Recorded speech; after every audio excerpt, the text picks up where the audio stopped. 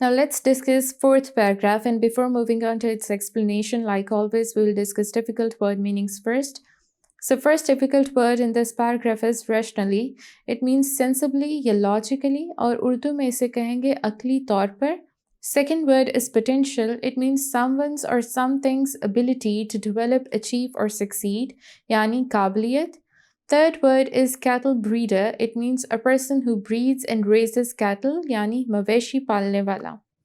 Let's move on to its explanation now. इस paragraph में writer कहता है कि ये सारी चीज़ें जो हमने डिस्कस की पिछले पैराग्राफ्स में, ये सारी डिस्क्रिमिनेशन जो हम करते हैं लोगों के साथ जॉब की बेसिस पे, प्रोफेशन या ऑक्यूपेशन की बेसिस पे, इस सारे आर्ग्यूमेंट को अगर देखा जाए तो हम ये सोचते हैं क्या ये सही है या गलत है. हाँ, अगर हम इसे रैशनली देखें तो रैशनली ये बहुत ज़्यादा इलॉजिकल बात हो जाती है, एब्सर्ड बात हो जाती है. इसकी कोई तुक नहीं है, कोई बेस नहीं है. अगर हम अपने बच्चों को ये चीज़ समझाएं कि ऐसी चीज़ों की, ऐसी क्लास डिस्क्रिमिनेशन की कोई तुक नहीं है.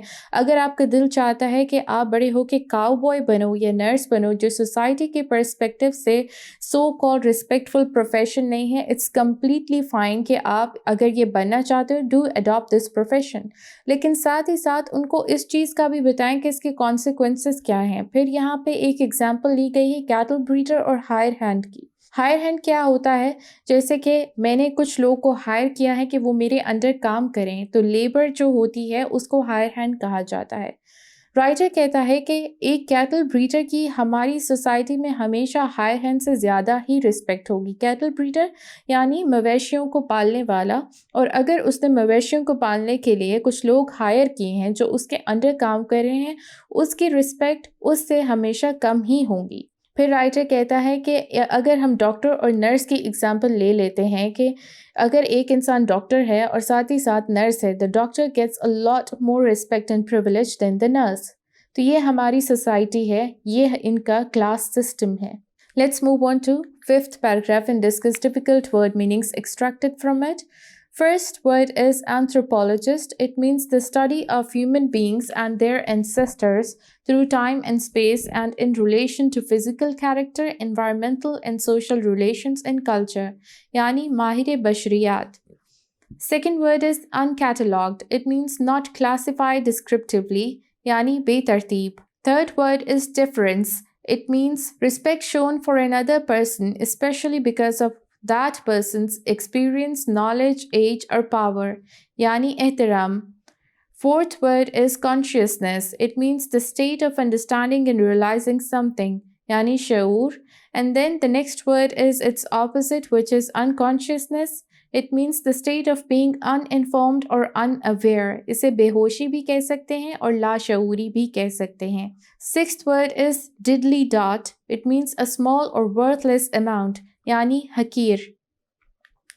Let's move on to its explanation. अब जो हमारा सिस्टम बन चुका है लोगों को जज करने का, लोगों की वर्थ को जज करने का, इवन उनकी एग्जिस्टेंस को रिजेक्ट करने का या वैलिडेट करने का, उस पर डिसअपॉइंट होके राइटर कहता है कि एंथ्रोपोलॉजिस्ट को इसको बहुत अच्छे से पढ़ना चाहिए, एग्जामिन करना चाहिए और इस नतीजे पर पहुंचना चाहिए कि ये जो अनकैटलॉग सिस्टम है लोगों को रिस्पेक्ट देने का, इसकी क्या वजह है, क्या बेस है. ये एकदम इतना बेतरतीब सा सिस्टम है, हम जिसे चाहे रिस्पेक्ट देते हैं, जिसे चाहे नहीं देते, just on the basis of job. तो राइटर इस चीज़ पर डिसअपॉइंटमेंट शो कर रहा है. साथ में राइटर कहता है अगर हम इसी चीज़ को देखें तो अब मैं आपसे एक सवाल पूछता हूं कि एक नायब सदर है, वाइस प्रेसिडेंट है एक कंपनी में, जो कि एक प्रोडक्ट की प्लानिंग को सुपरवाइज करता है, और साथ ही साथ एक नायब सदर है जो कि सेल्स को देखता है. तो कौन से नायब सदर को ज़्यादा रिस्पेक्ट देनी चाहिए, कौन से नायब सदर का जो प्रोफेशन है वो एक्नॉलेज किया जाना चाहिए और उसको ज़्यादा इज्जत देनी चाहिए, कौन सा नायब सदर ज़्यादा वर्ती है. फिर राइटर कहता है कि अगर हम राइटर्स की एग्जांपल ले लें तो वो ज़्यादा अर्न नहीं करते हैं, उनकी जो कमाई होती है वो बहुत कम होती है, लेकिन उनको रॉक म्यूजिशियन के मुकाबले में अगर ले आए, हम देखें कंप्लीटली ऑपोजिट प्रोफेशंस हैं, तो उनको राइटर्स को ज़्यादा इज्जत दी जाती है. अगेन ये कौन से ग्रुप ऑफ पीपल की बात की जा रही है, जिनकी एज 40 से ऊपर हो, तो वो राइटर्स को ज़्यादा इज्जत देंगे.